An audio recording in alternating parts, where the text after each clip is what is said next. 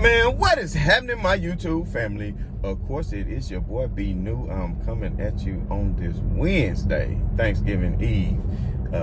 And first and foremost, as always, positive vibrations and blessings out to anybody who could be listening on this morning or whenever time you could be happen to be listening. So, with all that being said, we know the Los Angeles Lakers went on the fourth game of a road trip on last night, and they went out to the Madison Square Garden to take on the New York Knicks. And you would think that since the Lakers, with everything happening previously in Detroit, with the suspension of LeBron James and the Lakers having to claw themselves back into that game, that they would have came out and would have showed a little bit more moxie. And I keep saying this, that a lot of what the Lakers is doing is not just coaching, which of course we've touched on that before, but it has a lot to do with attitude and with mentality. And that's something that you can't teach. And also, of course, with chemistry. But even Westbrook said in the presser, when they asked him, why did you come out and get down by so much? And Russ said, effort, and if you're not playing with the right effort, then sometimes, that does point to coaching. But, as much as it is a job of a coach to motivate players, it's still up to the players to motivate themselves. So if you're coming out on national television with all the swirling, news surrounding LeBron James suspension, him not being available to play in New York, which I didn't notice at no point. Now, correct me if I'm wrong. If anybody saw it, please let me know down in the comments. Was LeBron James actually available? Not available. Was he actually in the arena last night? Because I didn't see him. Normally they show it, but I guess that means if you suspended, you're not even allowed to travel with the team.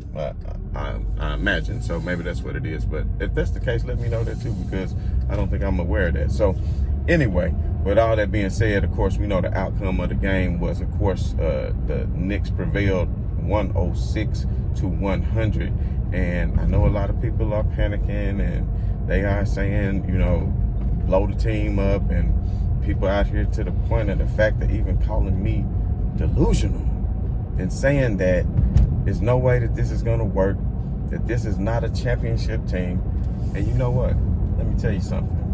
How can you honestly sit up here and give a fair assessment to a team?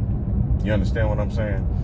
When you have not only its best player and superstar missing out of the lineup for more than half his games, because correct me if I'm wrong, with the Lakers moving to 9-10 in the standings, that's 19 games. LeBron has only played 7.5 games. He only played 7.5 games. So it's a thing called perspective sometimes that you need to put things into. So, with LeBron and Westbrook only playing 7 games together, I'm still not worried.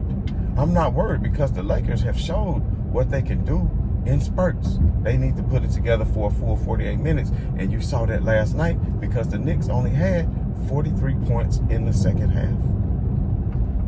They only had 43 points in the second half. And that's the second time in a row where the Lakers have come on, just like in Detroit.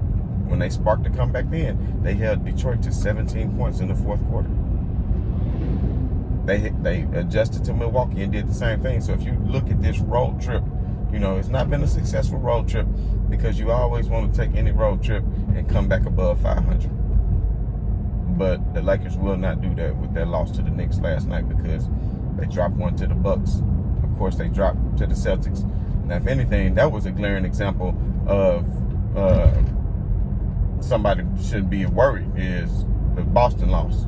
Now, that was with LeBron James. But if you look at the road trip in a whole, LeBron didn't play in the Milwaukee game, and they only lost by 7 points. The Detroit game, we all know what happened. The Knicks game, we all know what happened. We're going to see, what's going on with the Pacers on tonight with the return of LeBron James. And not only that, please realize that Anthony Davis was playing with a stomach bug and what some are considering flu-like symptoms. And he still came out and gave it to you the best way that he could. Played decent defense, hit timely shots. It just wasn't enough. But when the Lakers start playing together on defense is when it makes a spark for their offense. So all the naysayers who keep talking about Russell Westbrook, this is yet again another Lakers loss that you cannot really hang on Russell Westbrook, even though he did, the past few games, his turnovers were low.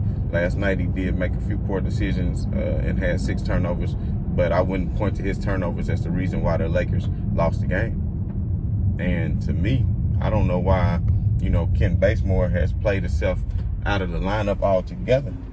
Because as a coach, when you see some players just don't have it, for that night, like Carmelo, who didn't have it, for last night, he was 2 out of 8 from 3. He just couldn't buy a bucket. He was getting some good looks. It's just, it was just one of those nights where everything was in and out of the rim. But when that being said, when you're lacking a player that's not, hot for that particular evening, Wayne Ellington, he was not hot. I mean, the best person who shot threes for the Lakers last night was Russell Westbrook, who everybody wants to point fingers at. Russell shot 50% from 3 last night. And if you really want to look at it, I said before the game, I said on yesterday that Vogel was going to start THT, and I thought that would be a bad idea. I said that from the jump, and I thought that would be a bad idea. And to me, THT is a great player, but he's still developing. The boy is 20 years old. He's 20 years old. He's a great player. He's going to take time. The past 3 games have not been good for him. And, he didn't finish at the rim last night. Had a couple of shots that just fell short, and nobody ever knows what's going on behind the scenes. He might have been in New York, big city of dreams, and went out and had him a good-ass time last night. Who knows? He's 20 years old. Think back to when you was 20. I don't know, some of y'all who might be listening might be 20. And I know what y'all probably doing.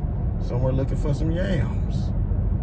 So think about that for a minute. Now, with all that being said, I don't know if that's the reason why he played poorly, but he did. But like I said, he should have came off the bench. Maybe put Bazemore into the starting lineup, and let him play somebody who can play defense. When you're going against the Knicks starting lineup, you got to think. You got Nerlens Noel, Randall, Fournier, Kemba Walker, R.J. Barrett. This is a formidable lineup. All of the players who I just said are all capable of scoring. They're all capable of scoring and getting their baskets. Julius Randle, he can create for himself. R.J. Barrett can create for himself. He can hit spot-up threes. Fournier can hit spot-up threes. He can create for himself. You understand what I'm saying? So when you put THT into that lineup, of course, Thibodeau is going to focus on, well, LeBron's out tonight. Who should we focus on? He's not really worried about AD because he feel like Julius Randle and AD will cancel each other out, which what sort of happened. And I feel like if AD didn't have the bug or whatever he was dealing with, the Lakers probably would have won that game, and they would have came out with a lot more intensity. Thought after the Detroit game, when you seen AD and THT come out with the cornrows with the OG Bobby Johnson look braided to the back, that they was gonna come out in it to win it. You know what I'm saying? But it just didn't seem to be the case. So when one of your starters put up a goose egg like THT did last night, then you probably most likely you're not gonna win the game. But I still think the Lakers showed a lot of promise because they showed fight.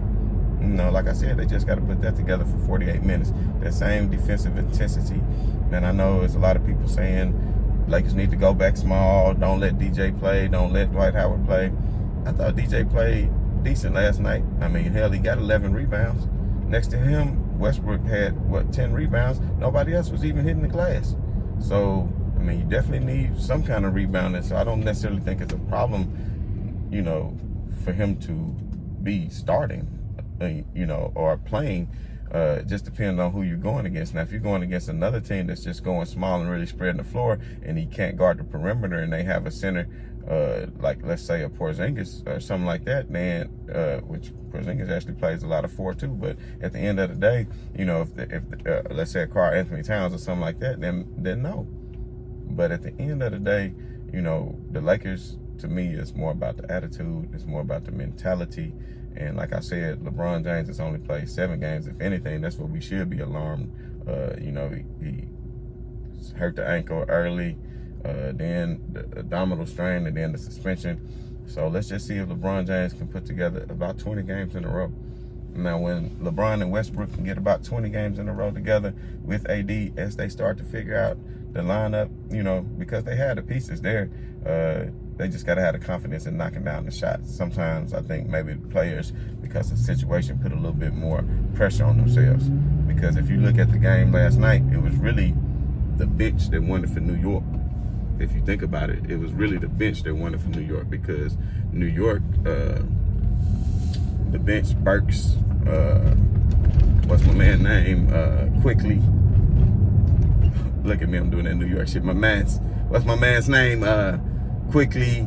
They was all plus. They had 12 points. Quickly had 14 points.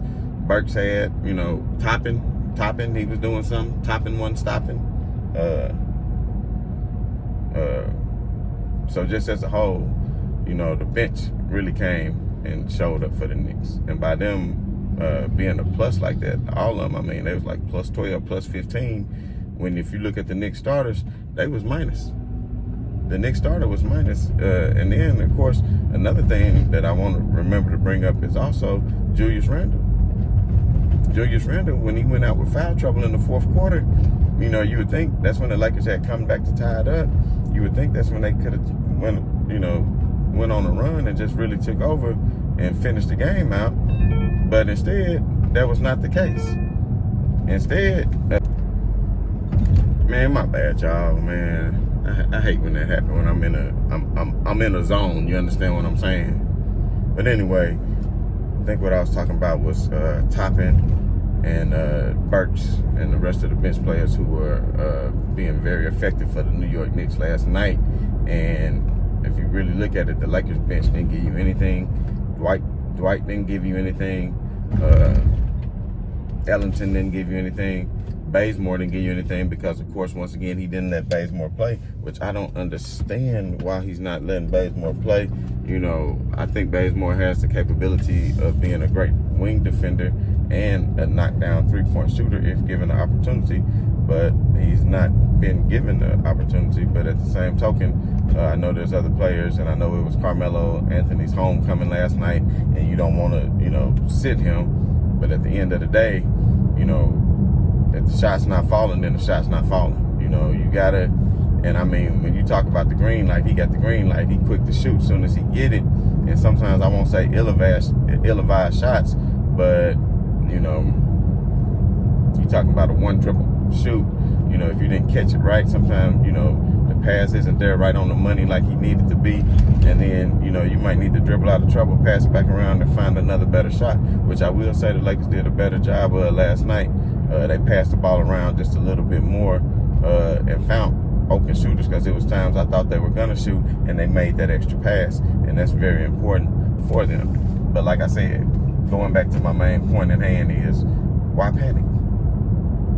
Why panic this early into the season when LeBron has only played 7 games? You saying he's played 7 games and you panicking? For what?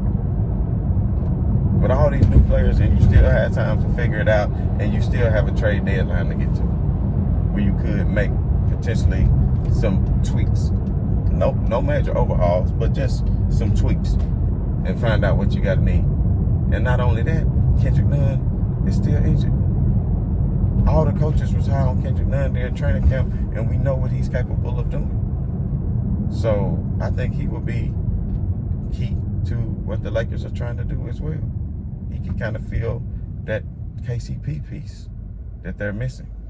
And then not only that, Trevor Ariza, even though he's older, and sometimes the Lakers they look old and slower, of course. So we don't want to just say, well, Trevor Ariza, but when you're talking about, going against another team bench, I'll take a Ariza, over a lot of other players coming off the bench. But when you look at the Knicks bench, those guys been with the Knicks for 2 years, when you talk about Toppin and Quickly, and, they are a plus. And if you look at them for the season, and I looked at their stats last night, because I was interested to see, and, they are a plus. Whenever they're on the floor, they're a plus. And a lot of people don't look at plus minus, like the same way that I do, but I feel like plus minus is a good gauge of what you're contributing. And I know it makes a difference too, depending on who you're playing with and who else is alongside you. I understand that. But at the end of the day, when you a plus, then that's good. And like I said, the Knicks starters weren't even really a plus. It was their bench who was, Toppin was plus 15. Quickly was plus 10 or whatever he was. So, when they're playing at a plus and they coming in and giving you buckets, especially when Julius Randle went to the bench, then you have a real chance, for a victory every time. When your bench come in and they playing that well, and the starters are sitting, and you can still go on the run, then that you're more than likely gonna win that game. So, like I said, there's no need to panic. Especially with THT having a bad game that he did, and of course the Lakers were atrocious from the free throw line. I mean, the final score was 106 to 100. And the Lakers, how many free throws did they miss? 9. The Lakers were 21 from 30 from the free throw line. That was not gonna help them win. Anthony Davis continues to miss free throws. Russell Westbrook continued to miss free throws.